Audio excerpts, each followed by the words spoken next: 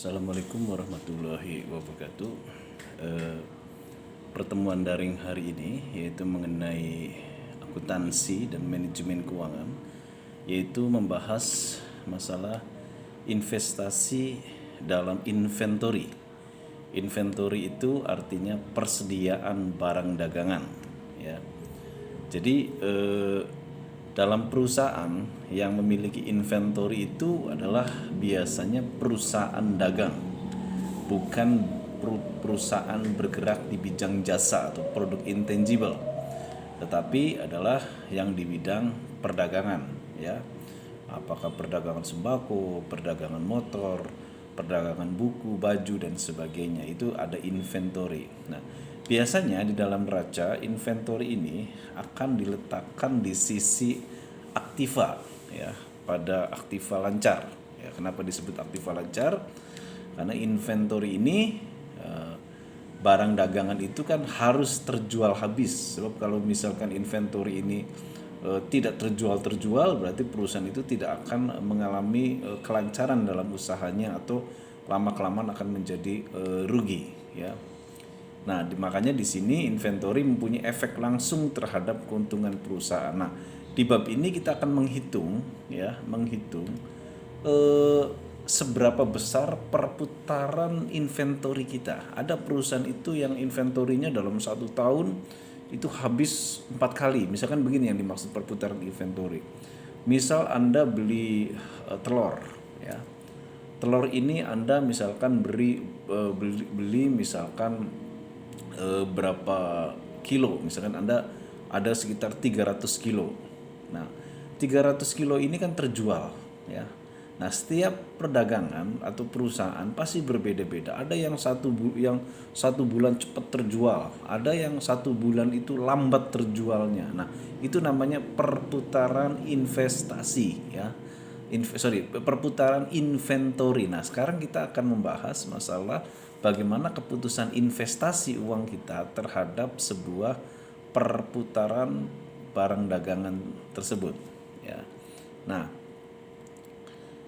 jadi cara bagaimana untuk menghitung tingkat perputaran inventory, ya.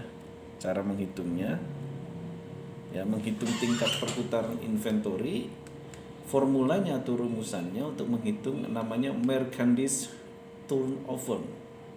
Merchandise itu sebenarnya sama dengan barang dagangan. Jadi merchandise turnover, perputaran merchandise itu adalah net sales. Kemarin kita sudah bahas, ya, net sales itu adalah hasil pengurangan, ya, hasil antara penjualan sales dikurangi dengan biaya pembeliannya, itu namanya net sales. Itu dibagi average merchandise inventory. Merchandise inventory itu adalah persediaan. Average itu namanya average itu rata-rata. Jadi untuk mencari average ini, ya, merchandise inventory ini, yaitu caranya bagaimana merchandise inventory awal ditambah merchandise akhir tahun dibagi 2. Oke, saya berikan contoh begini. Yang dimaksud dengan persediaan awal barang dagangan kalau dalam bahasa Indonesianya, cuman dalam bahasa akuntansi secara internasional itu merchandise inventory, ya. Oke, merchandise inventory atau persediaan barang dagangan ada 2, ada awal dan akhir. Misal begini. Karena akuntansi itu periodisasinya adalah 1 tahun, ya, maka dibuatlah neraca dan rugi laba itu 1 tahun, ya, laporannya. Makanya tulisnya per 31 Desember. Saya berikan contoh begini. Misal tahun 2020 Januari Anda memiliki persediaan baju atau barang dagangan, taruhlah ini contohnya baju, ya, persediaan barang dagangan baju itu misalkan ada 500 baju, ya. 500 baju ini taruhlah satu baju adalah misalkan 200.000, berarti 200 dikali 500, ya. Nah, nilai itu yang dimaksud dengan persediaan awal, ya. 500 kali 200.000 itu adalah persediaan awal. Nanti ketika akhir tahun 2020 Anda kan melakukan perdagangan. Kemudian baju itu misalkan tinggal 100. Berarti 100 kali 200. Jadi tinggal 100 tadi, yang tinggal 100 tadi itu yang disebut persediaan akhir pada tahun 2020. Nanti pas masuk 2021 itu bisa menjadi persediaan awal. Nah, itu yang dimaksud dengan persediaan awal dan persediaan akhir. Jadi saya ulangi lagi, untuk menghitung merchandise turnover, net sales sama dengan average merchandise inventory, ya. Net sales sudah kita pelajari ya kemarin, yaitu pengurangan antara sales atau revenue dikurangi dengan harga pembelian. Nah, di sini untuk mempelajari average inventory, yaitu persediaan barang dagangan awal ditambah persediaan akhir dibagi 2. Namanya juga average. Average itu kan rata-rata. Oke, kita ambil contoh. Ada contoh kasus di sini. Oke. Supaya bisa terlihat di monitor handphone Anda. Oke.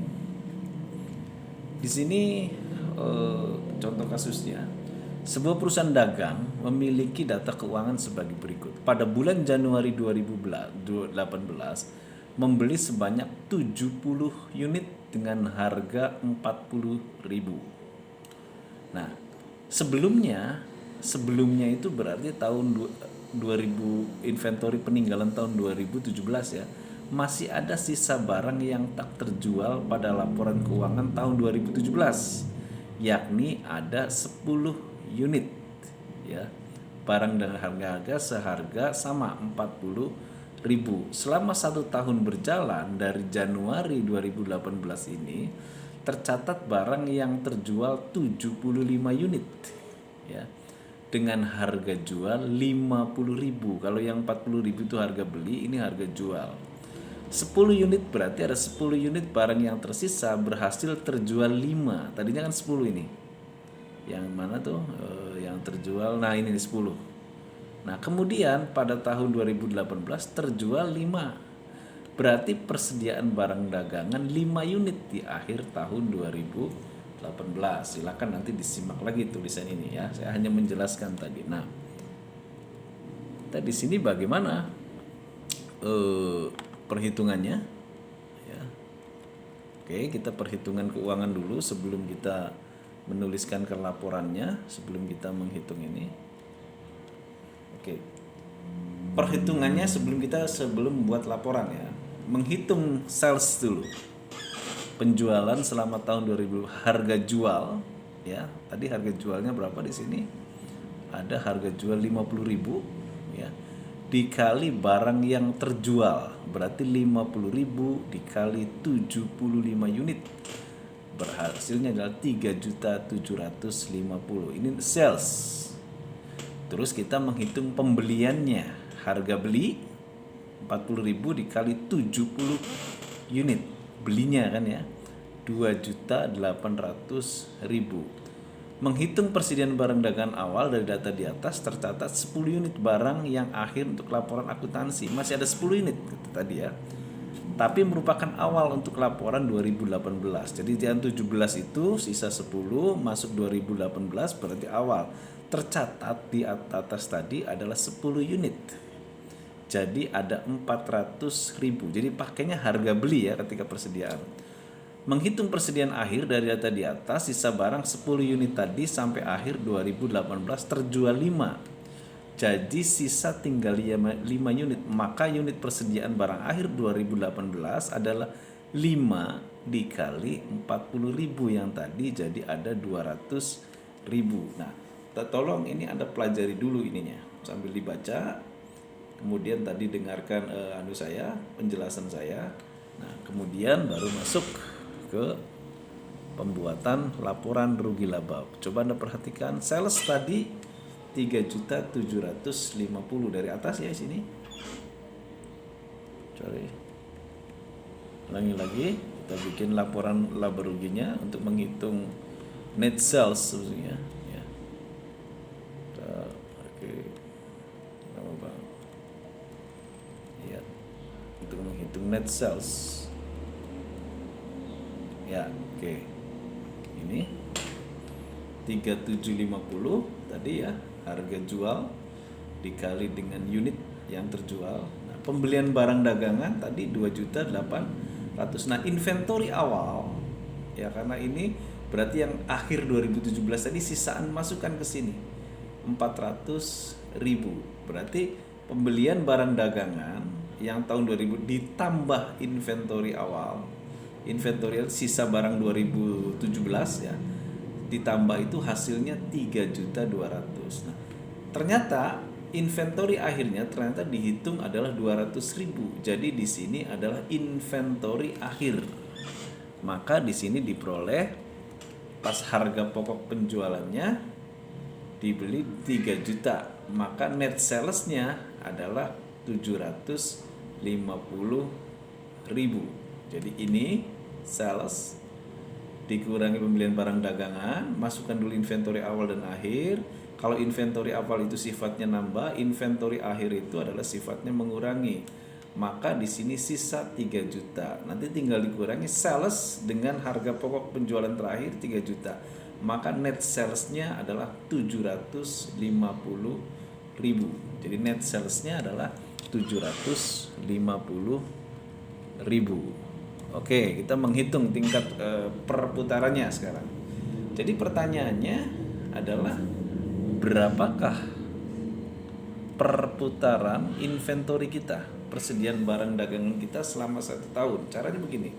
Inventory awal tadi 400.000 ya, ditambah 200.000 dibagi 2, 300 ya. 300.000 itu namanya average merchandise inventory, 300.000. Nah, kalau sudah ketemu average merchandise inventory, masuklah ke merchandise turnover. Net sales tadi berapa net salesnya? 750.000 dibagi 300.000. Ini average merchandise ini 300.000. Maka hasilnya 2,5 kali. Artinya dalam 1 tahun itu perputaran perdagangan inventory atau persediaan barang dagangan kita sebesar 2,5 tahun.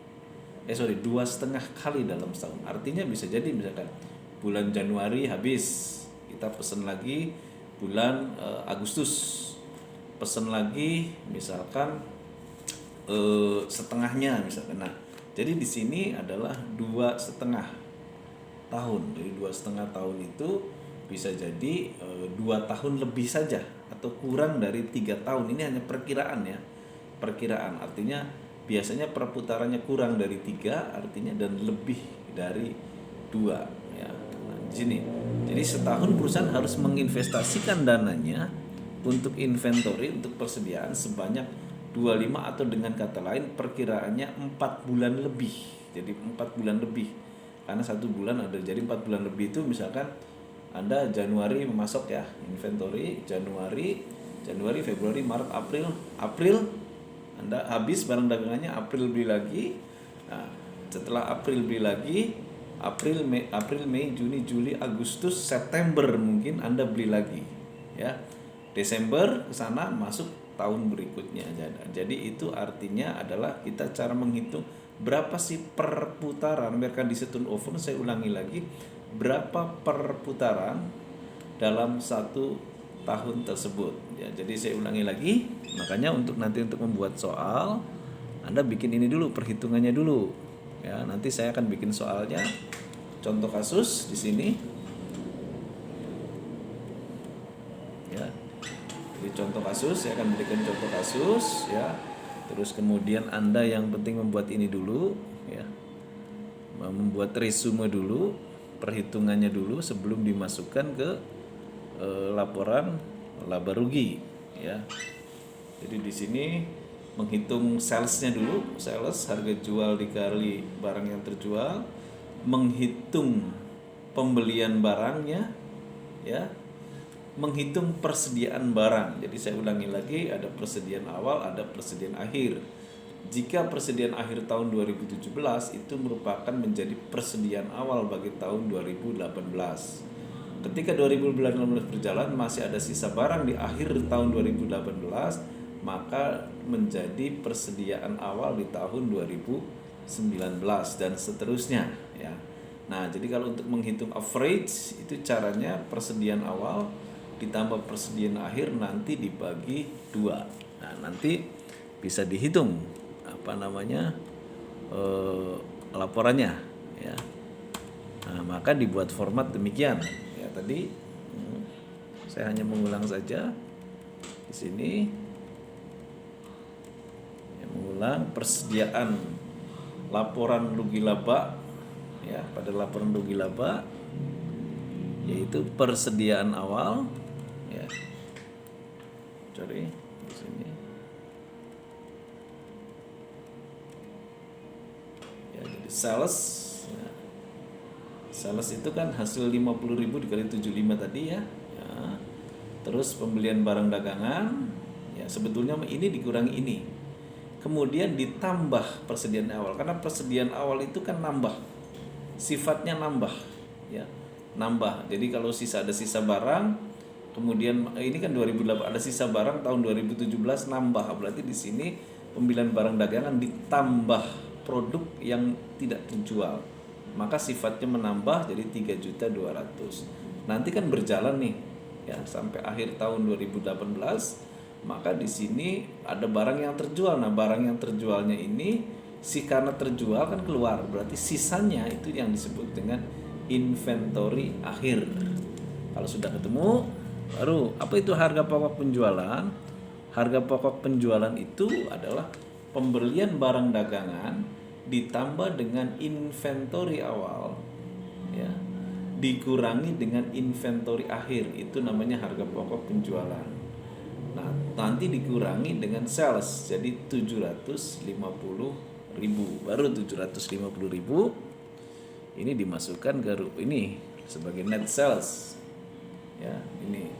Nah, average-nya inventory awal 400, yang di atas tadi di neraca. Inventory awalnya 400 ya, dikurangi 200, hasilnya adalah dibagi 2 300. Jadi 300 ini dari nilai di atas. Nah, ini 300 ini dari sini. Nah, udah ketemu.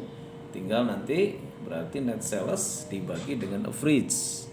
Maka muncullah angka 2,5. Artinya adalah dalam 1 tahun terjadi 2,5 putaran, atau perputarannya adalah 4 bulan sekali. Perusahaan pasti berbeda-beda ya, seperti perusahaan makanan itu harus inventorinya harus cepat karena dia basi ya. Sesuatu yang punya kadaluarsa tinggi, produk yang kadaluarsa tinggi, itu Anda harus perputarannya cepat. So, kalau misalkan dijual lagi tidak laku. Beda kalau Anda misalkan menjual sepatu, menjual baju, menjual buku, perputarannya tidak harus tinggi karena tidak mengenal expire ya, tidak mengenal basi. Maka dari itu kita juga harus memperhatikan kalau produk-produk yang basi tingkat inventorinya harus cepat ya. Tapi kalau produk-produk yang lambat, tingkat inventorinya juga tidak dibutuhkan kecepatan ya. Nah, itu. Nah, oke, nanti untuk sebagai pengganti tugas nanti saya akan beri beri tugas ya untuk materi ini. Jadi untuk bahan ujian untuk UTS, karena ya ini adalah karena Anda tanggal 19 itu sudah mulai ujian ya. Maka untuk bahan UTS itu adalah, kita lihat, coba Anda lihat di daftar isi pertama. Saya kira Anda sudah ini kan ya, Anda sudah dapat modulnya ya. Ya, oke, ini sudah dapat modulnya. Nah, ini. Oke.